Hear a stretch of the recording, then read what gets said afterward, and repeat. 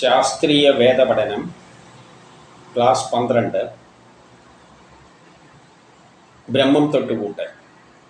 അതിൽ ഇന്ന് നമ്മൾ നോക്കുന്നത് ജീവാത്മാവിനെ പറ്റിയാണ്. പരമാത്മാവ് എന്താണെന്ന് നമ്മൾ കണ്ടു. ഏതൊരു സിസ്റ്റം വർക്ക് ചെയ്യണമെങ്കിൽ ആദ്യം എന്ത് വേണം? സയൻസിൻ്റെ അടിസ്ഥാനത്തിലുള്ള ഒരു പ്രോഗ്രാം ഉണ്ടാക്കണം, ഇല്ലെങ്കിൽ ഒരു മാസ്റ്റർ പ്ലാന് വേണം. അതിൻ്റെ അടിസ്ഥാനത്തിൽ മാത്രമേ വർക്ക് ചെയ്യാൻ പറ്റുള്ളൂ. ആ മാസ്റ്റർ പ്ലാനിനാണ് നമ്മൾ പരമാത്മാവ് എന്ന് പറയുന്നത്. ആ മാസ്റ്റർ പ്ലാൻ എന്ന് പറയുന്നത് ഒരു പ്രേരക ശക്തിയാണ്. പിന്നെ അതിന് വേറെ അതിൻ്റെ കീഴിൽ വർക്ക് ചെയ്യുന്നവരെല്ലാം അതുമായിട്ട് ബന്ധപ്പെട്ടിട്ട് അതിൻ്റെ പ്രേരണയാലാണ് അത് കർമ്മങ്ങൾ ചെയ്യുന്നത്. ആ പ്ലാൻ അനുസരിച്ച് മാത്രമേ പോകാൻ പറ്റുള്ളൂ, അല്ലെങ്കിൽ എല്ലാം ആകെ ഒരുമാതിരി അവസ്ഥയിലേക്ക് എത്തും. അപ്പം അതാണ് മാസ്റ്റർ പ്ലാൻ എന്ന് പറയുന്നത്. പക്ഷേ ഇവിടെ ഒരു പരമാത്മാവിൻ്റെ ഒപ്പം ഒരു ജീവാത്മാവിനെ പറ്റി പറയുന്നു. അപ്പോൾ യഥാർത്ഥത്തിൽ ഈ പരമാത്മാവ് ടോട്ടൽ പ്ലാനാണ്. അതിനാണ് മാസ്റ്റർ പ്ലാൻ എന്ന് പറയുന്നത്. പക്ഷെ അത് വെച്ചിട്ടല്ല ഒരു സ്ഥാപനത്തിൽ കാര്യങ്ങൾ നടക്കുക. ഉദാഹരണമായിട്ട് നമ്മളൊരു ബഡ്ജറ്റ് പാസ്സായി കഴിഞ്ഞാലും ഓരോ സ്ഥാപനത്തിനും അതിൻ്റേതായ പ്ലാനുകളുണ്ടാവും, ബഡ്ജറ്റ് ഉണ്ടാവും. റെയിൽവേക്ക് ഇത്ര, ഇങ്ങനെയല്ല. ഇതിൽ ഒരു പ്ലാൻ അനുസരിച്ച് ഒരു ഫാക്ടറിയിൽ, ഒരു സ്ഥാപനത്തിലല്ല, ഓർഗനൈസേഷനിലാണെങ്കിൽ പ്ലാനിങ് ഡിപ്പാർട്ട്മെൻറ്റിന് ഒരു പ്ലാൻ, അതിൻ്റെ അകത്തു നിന്ന് തന്നെ സബ് പ്ലാൻ ഉണ്ടാവും. അതായത് പ്രൊഡക്ഷൻ പ്ലാൻ, മാർക്കറ്റിംഗ് പ്ലാൻ, ഇങ്ങനെയല്ല ഓരോ ആൾ ചെയ്യുന്നതിനനുസരിച്ച് ഒരാൾക്ക് ഓരോ പ്ലാൻ ഉണ്ടാവും. അത് കീഴോട്ട് വന്ന് അവിടെ ഒരു ജീവനക്കാരൻ ജോലി ചെയ്യുമ്പോൾ അവനൊരു ജോലി ഉണ്ടാവും, വേറൊരാൾക്ക് വേറൊരു ജോലി ഉണ്ടാവും. ഇങ്ങനെ ഓരോ ആൾക്കും. അപ്പോൾ അവനൊന്നും ഈ മാസ്റ്റർ പ്ലാൻ അറിയേണ്ട ആവശ്യമൊന്നുമില്ല. ഒരു പ്രൊഡക്ഷൻ ഡിപ്പാർട്ട്മെൻറ്റിൽ വർക്ക്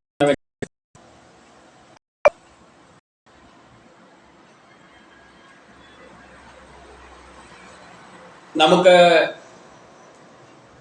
ആ പ്രൊഡക്ഷൻ വർഷത്തെ പ്ലാൻ എത്രയാണ്, എന്താണ് പ്രൊഡ്യൂസ് ചെയ്യേണ്ടത്, അതിൻ്റെ എല്ലാം അനുസരിച്ചിട്ടുള്ള ഒരു പ്രൊഡക്ഷൻ പ്ലാൻ മാത്രമേ നോക്കേണ്ട ആവശ്യമുള്ളൂ. എല്ലാം മാസ്റ്റർ പ്ലാൻ നോക്കേണ്ട ആവശ്യമില്ല. അതിനാണ് സബ് പ്ലാൻ എന്ന് പറയുന്നത്, ഓരോ ഡിപ്പാർട്ട്മെൻറ്റ് വൈസുള്ളത്. അതുപോലെ തന്നെ പ്രപഞ്ച സൃഷ്ടിയിൽ ഒരു മാസ്റ്റർ പ്ലാൻ ഉണ്ട്. അതിനെ പരമാത്മാവ് എന്ന് പറയുമ്പോഴും അതിൽ ഈ കർമ്മങ്ങളെല്ലാം ചെയ്യുന്നത് പല വിഭാഗങ്ങളായിട്ടാണ്. അതിൽ മനുഷ്യരെ സൃഷ്ടിക്കുന്നത്, മനുഷ്യരെ കൊണ്ട് കുറേ കർമ്മങ്ങൾ ചെയ്യിപ്പിക്കാനുണ്ട്. അപ്പം അവിടെ ഒരു മനുഷ്യനെ സൃഷ്ടിച്ചെങ്കിൽ അവനൊരു കർമ്മമുണ്ട്. ആ കർമ്മം അനുസരിച്ച് ആ മാസ്റ്റർ പ്ലാനിൻ്റെ ഒരു ഭാഗം ചെയ്യുന്നത് അവനാണ്. അപ്പം ആ പ്ലാൻ അവൻ്റെ ഹൃദയത്തിലാക്കിയിട്ട്, പക്ഷെ അതെപ്പോഴും എന്തായിരിക്കും? മാസ്റ്റർ പ്ലാനിൻ്റെ അകത്തു നിന്നുള്ള ഒരു ചെറിയ ഭാഗമാണ്. അതിൽ പറയുന്നതിനനുസരിച്ച് ഇങ്ങേരെന്ത് ചെയ്യണം, ആ പ്ലാന് വേറെ തന്നെ ആക്കി മാറ്റിയിട്ട് ഹൃദയത്തിൽ സ്ഥാപിക്കുന്നുണ്ട്. കാരണം മനുഷ്യരുടെ എല്ലാം പ്രവർത്തനങ്ങളും നാഡികളെല്ലാം ഹൃദയത്തിൽ കേന്ദ്രീകരിച്ചിട്ടാണ് ഗ്രഹങ്ങൾ ആക്ട് ചെയ്യുന്നത്. അപ്പം നമുക്ക് ചെയ്യേണ്ട കർമ്മങ്ങളെ അടിസ്ഥാനമാക്കിയിട്ടുള്ള പ്ലാനിനെയാണ് എന്ത് പറയുന്നത്? ജീവാത്മാവ് എന്ന് പറയുന്നത്. അത് നമുക്കുള്ള പ്ലാനാണ്. ആ പ്ലാനിനനുസരിച്ചാണ് അതിൻ്റെ പിന്നിലുള്ള ആ ശക്തി അതും ഒരു പ്രേരക ശക്തിയാണ്. ആ പ്ലാൻ അനുസരിച്ച് നമുക്ക് നീങ്ങാൻ പറ്റും. അതൊരു പ്രേരക ശക്തിയാണ്. ആ പ്രേരക ശക്തിക്ക് വേണ്ടിക്ക് ജീവാത്മാവ് എന്ന് പറയാം. യഥാർത്ഥത്തിൽ അത് പ്ലാനാണ്. നമ്മൾ എന്തെല്ലാം ജോലികളാണോ കർമ്മം ചെയ്ത് തീർക്കേണ്ടത്, ആ ജനനം കൊണ്ട് നമ്മൾ ഓരോ കാലത്തും സമയത്തിൻ്റെ അടിസ്ഥാനത്തിൽ എന്ത് കർമ്മം ചെയ്യണോ എന്നുള്ളത് അതിൽ എഴുതി വെച്ചിട്ടുണ്ട്. എഴുതി വെക്കുക എന്ന് പറഞ്ഞാൽ സാധാരണ നമ്മളെ മാതിരി എഴുതി വെക്കേണ്ട ആവശ്യമൊന്നുമില്ല.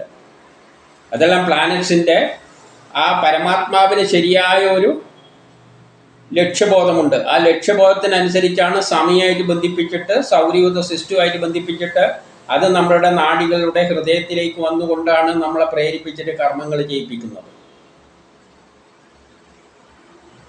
അപ്പം അതിനാണ് ജീവാത്മാവ് എന്ന് പറയുമ്പോൾ. അങ്ങനെ വരുമ്പോൾ ഹൃദയത്തിലൂടെയാണ് നാഡികൾ കേന്ദ്രീകരിച്ചിരിക്കുന്ന, ഹൃദയത്തിലാണ്. നമ്മളെ ഇട പിങ്കള നാഡികളിലൂടെയെല്ലാം ഈ പുറത്തുള്ള പ്ലാനറ്റ്സ് എങ്ങനെയാണ് കൺട്രോൾ ചെയ്തിട്ട് നമ്മളെ ഹൃദയത്തിലൂടെ ആക്ട് ചെയ്യുന്നതെന്നെല്ലാം നമുക്ക് പിന്നീട് കാണാം. അപ്പം അതിനനുസരിച്ചാണ് നമ്മളെ കർമ്മങ്ങൾ നമ്മളിലൂടെ കർമ്മങ്ങൾ ചെയ്യിപ്പിക്കുന്നത്. ആ നമ്മൾക്ക് ചെയ്യേണ്ട തീർക്കേണ്ട കർമ്മങ്ങളാണ് നമ്മളെ ഉള്ളിലുള്ളത്. അതിന് ഹൃദയത്തിലുണ്ട് എന്ന് പറയുന്നു. അതാണ് ജീവാത്മാവ്. പക്ഷെ അത് പരമാത്മാവിൻ്റെ ആയിട്ട് ബന്ധിപ്പിച്ച് തന്നെയാണ് പോകുന്നത്. പരമാത്മാവിൽ ടോട്ടൽ പ്ലാൻ ആണെങ്കിൽ ഇത് നമ്മൾ മാത്രം ചെയ്യേണ്ടതാണ്. അതുകൊണ്ട് തന്നെ അടുത്ത് തന്നെ എന്തുണ്ട് എന്നും പറയുന്നുണ്ട്, പരമാത്മാവും ഉണ്ട്. കാരണം അതിനനുസരിച്ച് തന്നെയാണ് ഇത് പോകുന്നത്. നമ്മളൊരു സ്ഥാപനത്തിലാണെങ്കിൽ ശരിയായ മാസ്റ്റർ പ്ലാൻ അവിടെ ഉണ്ടാവും ഓഫീസിൽ. പക്ഷെ അതിൽ നിന്നുള്ള പ്രൊഡക്ഷൻ ഡിപ്പാർട്ട്മെൻ്റ് ആണെങ്കിൽ പ്രൊഡക്ഷൻ പ്ലാൻ മാത്രം എടുത്തിട്ടാണ് അവർ കർമ്മം ചെയ്യുക. ആ ഡിപ്പാർട്ട്മെൻറ്റ് മെറ്റീരിയൽ ഡിപ്പാർട്ട്മെൻറ്റാണ്, മെറ്റീരിയൽ പ്ലാൻ ഉണ്ട്, അവർ അതിനെ മാത്രം എടുത്ത് നോക്കും. പക്ഷേ ഇതിൻ്റെ കൂടെ എന്തുണ്ടാവും, മാസ്റ്റർ പ്ലാനും അവിടെ അങ്ങനെ വെച്ചേക്കും. ആ ഒരവസ്ഥയിൽ ചിന്തിച്ചു കൊണ്ട് വേണം നമ്മൾ ഇനിയുള്ള വേദപരാമർശങ്ങളെ നമ്മൾ മനസ്സിലാക്കാൻ. ഇനി നമുക്ക് ഓരോന്നായിട്ട് നോക്കാം. ആത്മാവിനെ പറ്റി കഠോപനിഷത്ത് പറയുന്നത് നോക്കാം. കഠോപനിഷത്ത് അധ്യായം 2 മന്ത്രം 13. അങ്കുഷ്ടമാത്ര പുരുഷോ ജ്യോതിരിവാധൂമഃ ഈശാനോ ഭൂതഭവ്യസ്യ സ ഏവാദ്യ യസ ഊശ്വഃ ഏതദ്വൈ തത്.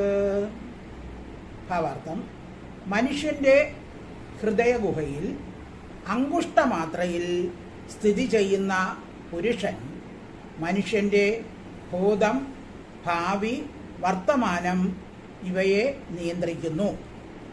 ഇത് വലുതാവുകയോ ചെറുതാവുകയോ രൂപം മാറുകയോ നശിക്കുകയോ ചെയ്യുന്നില്ല. ഇത് മനുഷ്യൻ്റെ ഹൃദയ ഗുഹയിൽ ആണ് ഈ നാഡികൾ കേന്ദ്രീകരിക്കുന്നത്. അത് സൗരയൂഥ സിസ്റ്റം നേർവ്സിലൂടെ അവിടെ എത്തിയിട്ടാണ് അതിൻ്റെ പ്രവർത്തനങ്ങൾ നിയന്ത്രിക്കുന്നത്. അതെങ്ങനെയാണെന്ന് പിന്നീട് നോക്കാം.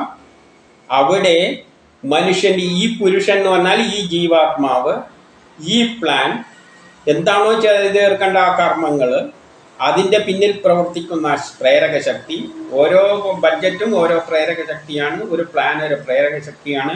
ആ പ്രേരക ശക്തിയെ ഇവിടെ പുരുഷൻ എന്ന് പറയാം. ആ പ്രേരക ശക്തി, ആ ജീവാത്മാവ് ഭൂതം, ഭാവി, വർത്തമാനം എന്നിവയെ നിയന്ത്രിക്കുന്നു. അതിനനുസരിച്ചാണ് കഴിഞ്ഞതും ഇപ്പോഴുള്ളതും ഭാവിയിലുള്ള എല്ലാ കാര്യങ്ങളും നിയന്ത്രിക്കുന്നത്.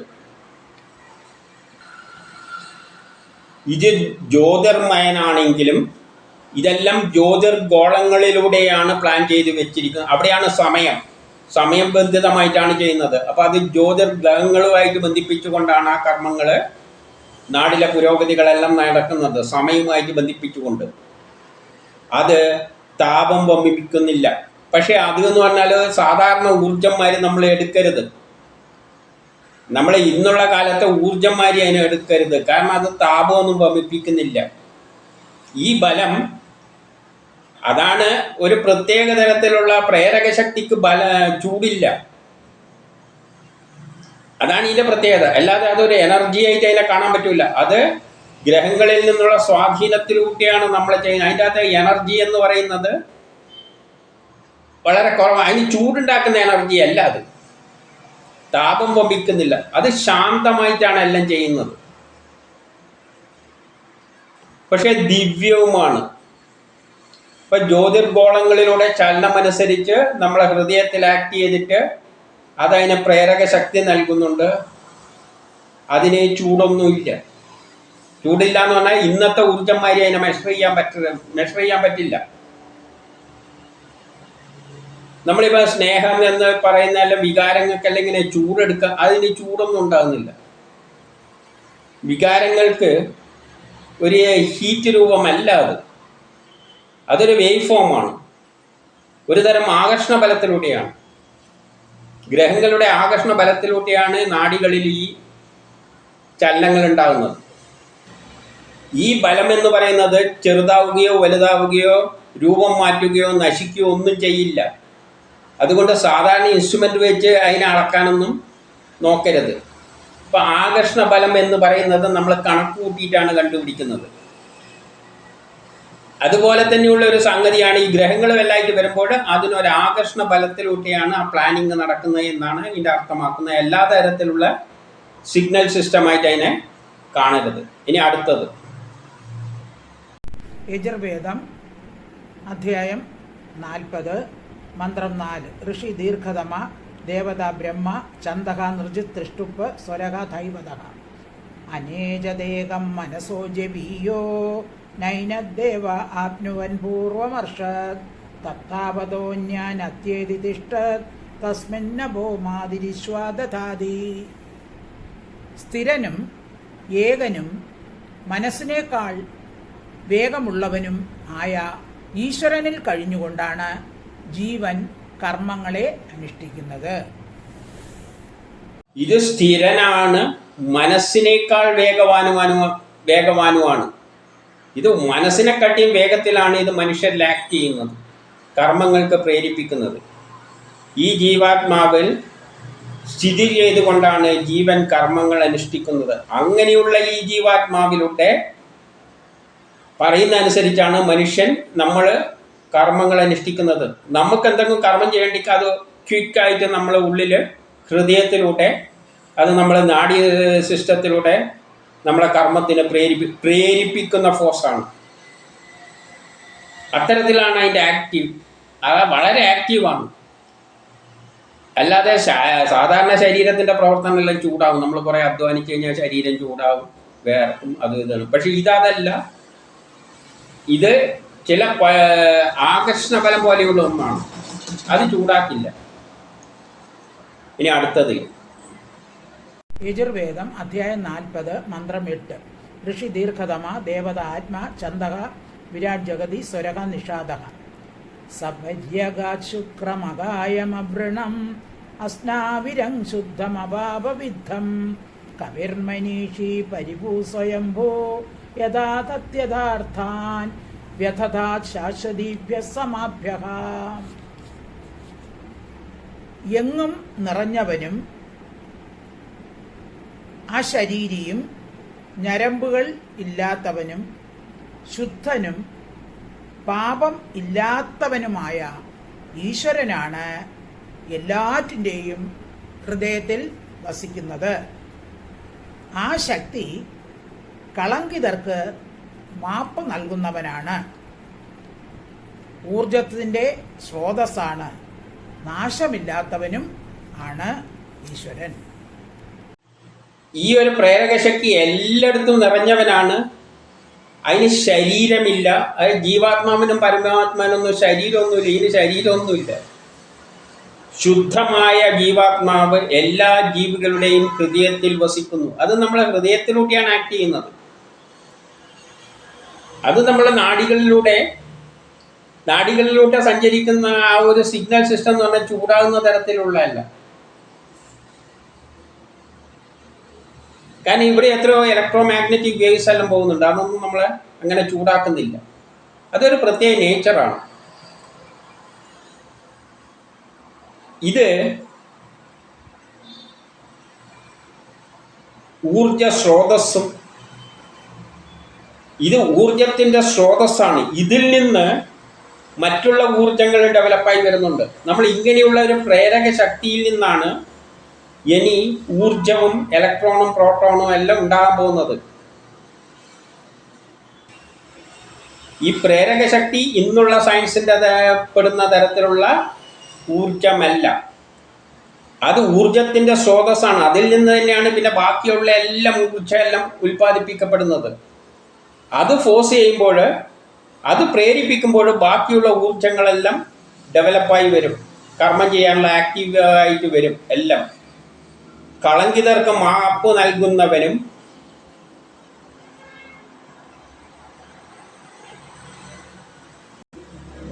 നാശമില്ലാത്തവനുമാണ്. അങ്ങനെയുള്ളൊരു സംഗതിയാണിത്. ഗ്രഹങ്ങളിൽ നിന്ന് കേൾക്കുന്ന ഒരു ആകർഷണ ഫലം എന്ന് പറഞ്ഞാൽ അത് എപ്പോഴും ഉണ്ട്, അത് നശിക്കുന്നൊന്നുമില്ല. അപ്പം അത്തരത്തിലുള്ള ഒരു സംഗതിയായിട്ട് ഈ ജീവാത്മാവിനെ കാണണം. ഇനി അടുത്തത് യജുർവേദം അധ്യായം 40 മന്ത്രം 16. ഋഷി ദീർഘതമ ദേവത ആത്മ ചന്ദക നിർജിത് തൃഷ്ടുപ്പ് സ്വരഹ ധൈവതഃ. അഗ്നേ നയ സുപധാരായേ അസ്മാൻ വിശ്വാനി ദേവ വൈനാനി വിദ്വാൻ യോധ്യസ്മദ് ജുഹരാണമേനോ ഭൂയിഷ്ടാം തേ നമ ഉക്തിം വിധേമ. ഈശ്വരന്റെ അനുഗ്രഹത്താൽ ഞങ്ങൾക്ക് മുമ്പിൽ നല്ല വഴികൾ തുറക്കപ്പെടട്ടെ. എല്ലാം അറിയുന്ന ഈശ്വരന് വേണ്ടിയാണ് ഞങ്ങൾ ഈ സ്തുതികളൊക്കെ അർപ്പിക്കുന്നത്. ഈ ഈശ്വരന്റെ അനുഗ്രഹത്താൽ ഞങ്ങൾക്ക് മുമ്പിൽ നല്ല വഴികൾ തുറക്കപ്പെടുന്നു. അത് നമ്മളൊക്കെ എന്ത് ചെയ്യും? ചില പ്രേരണകൾ ഉണ്ടാക്കും. നാഡികളിലൂടെ നമ്മളെ മനസ്സിനെ കേന്ദ്രീകരിച്ചിട്ട് ഇന്ന ചെയ്യുന്നുള്ള പുതിയ വഴികൾ തുറന്നു തരും. അതാണ് നമുക്ക് ചില വഴികളെല്ലാം തുറന്നിടുന്നത്. എങ്ങനെ മുന്നോട്ടേക്ക് പോകണം എന്നുള്ളതെല്ലാം നമുക്ക് നിർദ്ദേശം തരും. അതിനനുസരിച്ച് പോകാൻ മാത്രമേ നമുക്ക് വഴിയുള്ളൂ. സ്തുതികൾ ഈശ്വരന് വേണ്ടിയാണ്. ഇതെല്ലാം തന്നെ ആർക്ക് വേണ്ടിയാണ്? ആ പരമാത്മാവിന് വേണ്ടിയാണ് ഈ സ്തുതികൾ, ഈ ശാസ്ത്രങ്ങൾ. ഇതിൻ്റെ പിന്നിലുള്ള ശാസ്ത്രം, സയൻസ് എന്തിനു വേണ്ടിയാണ് ഇതെല്ലാം പ്രയോഗിക്കുന്നത് എന്ന് ചോദിച്ചു കഴിഞ്ഞാൽ അത് ആ പരമാത്മാവിന് വേണ്ടിയാണ്. പരമാത്മാവിന് വേണ്ടിയാണ് നമ്മളെ കൊണ്ട് കർമ്മങ്ങളെല്ലാം ചെയ്യിപ്പിക്കുന്നത്. ആ പരമാത്മാവിനാണ് ഒരു ലക്ഷ്യമുള്ളത്. അവസാനം ഒരു നല്ലൊരു സുന്ദരമായ ലോകം ഉണ്ടാക്കണം. ഇനി അടുത്തയിലേക്ക്. യജുർവേദം മന്ത്രം അധ്യായം 40 മന്ത്രം 17. ഋഷി ദീർഘതമ ദേവത ആത്മ ചന്ദ അനുഷ്ടുപ്പ് സ്വരഹ ഗാന്ധാരക. ഹിരൺമയേന പാത്രേണ സത്യസ്യാഭിഹിതം മുഖം യോസാവാദിത്യേ പുരുഷഃ സോസാവഹം ഓം ഖം ബ്രഹ്മ. ആദിത്യനിൽ കുടികൊള്ളുന്ന ചൈതന്യവും ഞാനും ഒന്നാണെന്ന് തിരിച്ചറിയുക. അത് എല്ലായിടവും വ്യാപിച്ച ബ്രഹ്മമാണെന്ന് തിരിച്ചറിയണം. സത്യത്തിന്റെ മുഖം സ്വർണം കൊണ്ട് മൂടപ്പെട്ടതാണെന്ന്. അപ്പം സത്യത്തിന്റെ മുഖം എന്നല്ല പറയുന്നത്, വികൃതമാണ് എന്നല്ല പറയുന്നത്, സ്വർണം കൊണ്ട് മൂടപ്പെട്ടതാണ്. എന്താണ് സത്യം? ഇതിന്റെ പിന്നിലെല്ലാം പ്രേരക ശക്തി എന്താണ്? അതിലൂടെ എന്ത് മനസ്സിലാക്കണം? ആ സത്യം സൂര്യനിലുള്ളതും എന്നിലുള്ളതും തേജസ്സും എല്ലാം എൻ്റേതാണ്, ഞാനാണ്, ഞാൻ സർവവ്യാപിയായ ബ്രഹ്മമാണെന്നും തിരിച്ചറിയണം. അപ്പം ബ്രഹ്മത്തിൽ നിന്നാണ് ഈ സൃഷ്ടി ചെയ്യാനുള്ള ഒരു ആഗ്രഹം ഉണ്ടായിരിക്കുന്നത്. അത് പരമാത്മാവിലൂടെ ആക്ട് ചെയ്യുകയാണ്. പരമാത്മാവ് എന്ന ഒരു പ്രോഗ്രാമിലൂടെ, പ്ലാനിലൂടെ അത് ആക്ട് ചെയ്യുകയാണ്. ആ ആക്ട് ചെയ്യുന്നതിന് വേണ്ടി ആ ബ്രഹ്മം തന്നെയാണ്, ഇൻപുട്ട് ബ്രഹ്മമാണ്, വേറെ ഒന്നും അക്കാലത്തില്ല. ആ ബ്രഹ്മം തന്നെയാണ് ഇലക്ട്രോണും പ്രോട്ടോണും എല്ലായിട്ട് മാറിയിട്ട് നമ്മളായത് എന്ന സത്യവും മനസ്സിലാക്കണം. എന്നിട്ട് ആ പരമാത്മാവ് തന്നെയാണ് നമ്മളെ കൊണ്ട് എല്ലാം ഉള്ളിൽ കിടന്ന് ചെയ്യിക്കുന്നത് എന്ന് മനസ്സിലാക്കണം. എല്ലാം അത് തന്നെയാണ് ഇതെല്ലാം കാട്ടിക്കൂട്ടുന്നത്. ബ്രഹ്മത്തിൻ്റെ ഒരൊരാഗ്രഹം, ഒരു ലോകമുണ്ടാക്കണമെന്ന് തോന്നിയപ്പോൾ അത് തന്നെ സ്വയം പലതായിട്ട് രൂപാന്തരം പ്രാപിച്ച ഇലക്ട്രോണും പ്രോട്ടോണും ആ പ്രേരക ശക്തിയിലൂടെ സയൻസ് ഉത്ഭവിക്കുന്നു. ഒരു പ്ലാൻ ഉണ്ടാകുന്നു. ആ പ്ലാൻ അനുസരിച്ച് ഗ്രഹങ്ങളെല്ലാം ഉണ്ടായിട്ട് ഗ്രഹങ്ങളിലൂടെ ടൈമിൻ്റെ ആയിട്ട് ബന്ധിപ്പിച്ചുകൊണ്ട് പടിപടിയായിട്ട് ആ ഒരു സൃഷ്ടി നടത്താൻ പോകുമ്പോൾ അത് തന്നെയാണ് നമ്മളെല്ലാമായി മാറുന്നത്. കാരണം അതിൽ നിന്നാണ് തുടങ്ങിയിരിക്കുന്നത്. അപ്പം എല്ലാം അത് തന്നെയാണെന്നുള്ള ഒരു സത്യം നമ്മൾ മനസ്സിലാക്കണം. കാരണം എല്ലാം ഇലക്ട്രോണും പ്രോട്ടോണും ആണ്. അതുപോലെ സ്റ്റാർട്ടിങ് ബ്രഹ്മമായതുകൊണ്ട് എല്ലാം ബ്രഹ്മമാണ്. യജുർവേദം അധ്യായം 37 മന്ത്രം 16. ഋഷി ദത്യങ് അഥർവണഃ ദേവതാ ഈശ്വരഃ ഛന്ദഃ ഭൂരിക് ബൃഹതി സ്വരഃ മധ്യമഃ. ധർത്താദിവോ വിഭാതി തപസസ് പൃഥ്വ്യാം ധർത്താ ദേവോ ദേവാനാം അമർത്യസ്തപോജാ വാചമസ്മേ നിയശ്ച ദേവായുവം. സൂര്യനെ താങ്ങി നിർത്തുന്നവനും എല്ലാ വസ്തുക്കൾക്കും താപം നൽകുന്നവനുമായ ഈശ്വരനാണ് എല്ലാ പ്രവർത്തനങ്ങളുടെയും ആധാരം. അവനിൽ നിന്നാണ് നമുക്ക് വേദവാണി ലഭിക്കുന്നത്. സൂര്യനെ താങ്ങി നിർത്തുന്നതും അപ്പം അത് ഒരു സൂര്യനെ അവിടെ ഉണ്ടാക്കി താങ്ങി നിർത്തി വെച്ചിട്ടുണ്ട്. അതിൻ്റെതായ ഒരു സ്ഥാനം കൊടുത്തിട്ട് എല്ലാം സൃഷ്ടിച്ച് അതിൻ്റെതായ സ്ഥാനത്ത് വെച്ചുകൊണ്ട് സൂര്യനിലൂടെയാണ് ഇവിടെ സൃഷ്ടികർമ്മങ്ങളെല്ലാം ഉണ്ടാക്കിയിരിക്കുന്നത്. എല്ലാ വസ്തുക്കൾക്കും താപം, നമ്മൾ ആ സൂര്യനില്ലെങ്കിൽ താപം കിട്ടില്ല. അതെല്ലാം ആ സൂര്യനെ സ്ഥാപിച്ച് നമ്മളുടെ താപം പ്രേരിപ്പിച്ചുകൊണ്ട് നിൽക്കുന്ന ഈശ്വരൻ എല്ലാ പ്രവർത്തനങ്ങളുടെയും ആധാരമാണ്. ആ ഈശ്വരനാണ് എല്ലാ പ്രവർത്തനത്തിൻ്റെയും ആധാരം. ഏത്? ഈ പരമാത്മാവ്. അപ്പം നമ്മുടെ ജീവാത്മാവെല്ലാം അതിൽ നിന്ന് ഉത്ഭവിച്ചതാണ്. അപ്പോൾ ഞാനെന്ന വികാരവും നമ്മളെ ശരീരത്തിൽ തപ്പിയാൽ കിട്ടില്ല. ഹൃദയത്തിലൂടെ നമ്മളിൽ ഒരു ഞാനെന്ന വികാരം ഉണ്ടാക്കുന്നത് എവിടെ നിന്നാണ് വരുന്നത്? പുറത്തു നിന്നാണ് വരുന്നത്. അപ്പം ഞാൻ ആരാണെന്ന് അന്വേഷിച്ചു കഴിഞ്ഞാൽ ഇവിടെ കിട്ടാൻ പോകുന്നില്ല. ശരീരത്തിൽ നോക്കിയാൽ ഞാനെന്നത് കിട്ടില്ല. ഇതെല്ലാം എവിടെ നിന്ന് വരികയാണ്? ആ പരമാത്മാവിൽ നിന്ന് വരികയാണ്. അതിൽ നിന്നാണ് നമുക്ക് വേദവാണികൾ ലഭിക്കുന്നത്. അവിടെ നിന്ന് തന്നെയാണ് നമുക്ക് പ്രവർത്തിക്കേണ്ട വേദവാണികൾ, ജ്ഞാനങ്ങളെല്ലാം ഉത്ഭവിച്ചു വന്നിരിക്കുന്നത്. നമ്മൾ വല്ല ജ്ഞാനവും നേടുന്നുണ്ടെങ്കിൽ അത് നമ്മളെ കഴിവൊന്നുമല്ല, നമ്മളെ കൊണ്ട് ആദ്യം തന്നെ ഉണ്ടാക്കിയ പ്രപഞ്ച രഹസ്യങ്ങളിൽ ചിലത് മനസ്സിലാക്കിപ്പിച്ചിട്ട് നമ്മളെ കൊണ്ട് കർമ്മം ചെയ്യിപ്പിക്കുകയാണ്. ആ തരത്തിൽ മനസ്സിലാക്കണം. ഇനി അടുത്തത് ശ്വേത അശ്വതരോപനിഷത്ത് അധ്യായം 4 മന്ത്രം 6. ദ്വാസുപർണാസയുജാസഖായ സമാനവൃക്ഷം പരിഷസ്വജാതേ തയോരന്യ പിപ്പലം സ്വാദത്തി അനശ്നനന്യോ അഭിഷാകശീതി. ഭാവാർത്ഥം: ഈ മന്ത്രത്തിൽ പരമാത്മാവിനെയും ജീവാത്മാവിനെയും 2 പക്ഷികളായി വർണ്ണിച്ചിരിക്കുന്നു. അവ ഹൃദയമാകുന്ന മരക്കൊമ്പിൽ ഇരിക്കുന്നു. ജീവാത്മാവാകുന്ന പക്ഷി കർമ്മഫലം അനുഭവിച്ച് ആസ്വദിച്ച് കഴിയുന്നു. എന്നാൽ പരമാത്മാവാകുന്ന പക്ഷി അത് നോക്കി ഇരിക്കുന്നു. പരമാത്മാവും ജീവാത്മാവുമാകുന്ന 2 പക്ഷികൾ ഹൃദയത്തിൻ്റെ മരക്കൊമ്പിൽ ഇരിക്കുന്നു. അപ്പം നമ്മളെ ഹൃദയത്തിൽ എന്തുണ്ട്? ഹൃദയത്തിലെ നാഡികളിലൂടെയാണ് നമ്മൾ ഈ വിചാരങ്ങൾ ഉണ്ടാക്കി കർമ്മം ചെയ്യിപ്പിക്കുന്നത്. അത് ഏതിനടിസ്ഥാനത്തിലാണ്? പരമാത്മാവിന് ഒരു നല്ല സുന്ദരമായ ലോകം ഉണ്ടാക്കണം. അതാണ് മാസ്റ്റർ പ്ലാൻ. ആ പ്ലാന്, അതിൻ്റെ പിന്നിലുള്ള പ്രേരക ശക്തി നമ്മളെ ഹൃദയത്തിലുണ്ട്. അതാണ് ഒരു പക്ഷി കൊമ്പിലിരിക്കുകയാണ്.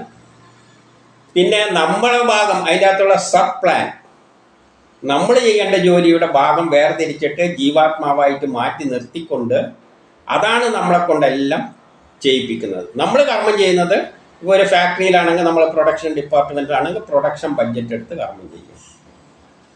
പ്ലാനിങ്ങിലാണെങ്കിൽ പ്ലാനിങ് ബഡ്ജറ്റ് എടുക്കും. മെറ്റീരിയൽ പ്ലാനിങ്ങിലാണ് മെറ്റീരിയൽ പ്ലാനിങ്ങിൻ്റെ ബഡ്ജറ്റ് എടുത്തിട്ടാണ്. കാരണം മറ്റേ മുഴുവനൊന്നും എടുക്കില്ല. അതിൻ്റെ ആവശ്യം നമുക്കില്ല. നമുക്ക് നമ്മളെ ജോലി ചെയ്താൽ പോലെ. അതുപോലെ ജീവാത്മാവ് എന്ന ഒരു പ്ലാനിന് അനുസരിച്ചാണ് പിന്നെ നമ്മൾ കർമ്മങ്ങൾ ചെയ്യിക്കുന്നത്. അപ്പോൾ ജീവാത്മാവ് എന്നൊരു പക്ഷി, ഇത് പക്ഷിക്ക് സമാനമായാണ് ചിത്രീകരിച്ചിരിക്കുന്നത്. കൊമ്പിലങ്ങനെ ഇരിക്കുകയാണ്. നമ്മളെ ഹൃദയത്തിൻ്റെ കൊമ്പ് എന്ന് പറയുമ്പോൾ നാഡികളിലാണ് ഇതിൻ്റെ സ്ഥിതിയുള്ളത്. എന്നിട്ട് എന്ത് ചെയ്യുന്നു? ജീവാത്മാവാകുന്ന പക്ഷി കർമ്മഫലം അനുഭവിക്കും. ജീവാത്മാവാണ് ഈ എല്ലാം ഞാനെന്ന ചിന്ത കൊണ്ട് എല്ലാം കർമ്മങ്ങളെല്ലാം ചെയ്തിട്ട് അതിൻ്റെ സുഖദുഃഖങ്ങളെല്ലാം കഷ്ടപ്പാടെല്ലാം അനുഭവിക്കുന്നുണ്ട്. മറ്റേ ബഡ്ജറ്റ് തൊടുമില്ല. ബഡ്ജറ്റ് നമ്മളൊരു മാസ്റ്റർ പ്ലാൻ ഉണ്ടെങ്കിൽ അത് അൽമാരയിൽ ഭദ്രമായിട്ട് അങ്ങനെ വെക്കും, അതെടുക്കില്ല. മറ്റേ നമ്മളെ പ്രൊഡക്ഷൻ പ്ലാൻ എന്ന് പറഞ്ഞാൽ ഫയൽ എടുത്തു കഴിഞ്ഞാൽ കുറച്ച് ദിവസം കഴിയുമ്പോൾ അതെല്ലാം ഒരുമാതിരി കടലാസെല്ലാം ഒരുമാതിരിയാവും. കാരണം എന്തുകൊണ്ട്? അത് ദിവസം മറച്ചു വെക്കും. നാളെ എന്താ ചെയ്യേണ്ടത്, നാളെ എന്താ ചെയ്യേണ്ടത്. പക്ഷേ ഈ മറ്റേത് തൊടുമില്ല. അപ്പോൾ ഈ ദോഷമെല്ലാം സംഭവിക്കുന്നത് ആർക്കാണ്? ഈ ജീവാത്മാവിലാണ്. മറ്റേ പരമാത്മാവും തന്നെ അല്ല പുത്തം മാതിരി ബഡ്ജറ്റ് മാസ്റ്റർ പ്ലാൻ അവിടെ ഏതെങ്കിലും അൽമാരിയിൽ ഉണ്ടാകും. അതുമാതിരി അത് ഹൃദയത്തിൽ. അപ്പം ജീവാത്മാവെന്ന പറ്റി കർമ്മഫലം അനുഭവിക്കുന്നു. ആസ്വദിച്ച് കഴിക്കുമ്പോൾ മറ്റേത് നോക്കിയിരിക്കുന്നു. മറ്റേത് അവിടെ ഇരുന്ന് ഇങ്ങനെ നോക്കിയിരിക്കുന്നു. മാസ്റ്റർ പ്ലാൻ അവിടെ ഇരുന്നിട്ട് ഒന്നും ചെയ്യില്ല. പക്ഷെ അതിനുള്ള കാര്യങ്ങളാണ് ഇവിടെ നടക്കുന്നത്. പക്ഷെ അവിടെ ഇരുന്നിട്ട് അങ്ങനെ നോക്കും. ഇത്ര സിമ്പിളായിട്ട് നമ്മളെ പ്രൊഡക്ഷൻ പ്രോസസ്സും നമ്മുടെ ജീവിതത്തിൽ നടക്കുന്നതെല്ലാം ആലോചിച്ചാൽ മതി. നമ്മളെ വീട്ടിലേക്ക് തന്നെയാണെങ്കിലും വീട്ടിൽ നമ്മൾ എല്ലാവരും കൂടി ഇരുന്നിട്ട് ഒരു പ്ലാൻ ഉണ്ടാക്കും.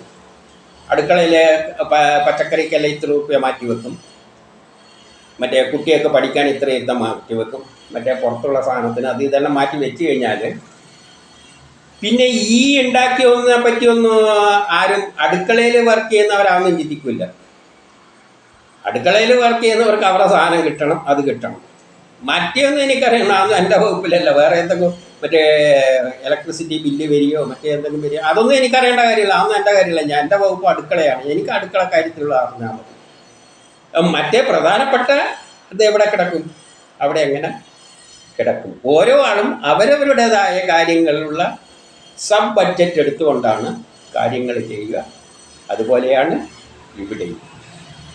ആ പക്ഷി നോക്കിക്കൊണ്ടിരിക്കുകയും പക്ഷേ എല്ലാം വന്നിരിക്കുന്നത് അതിൽ നിന്നാണ്.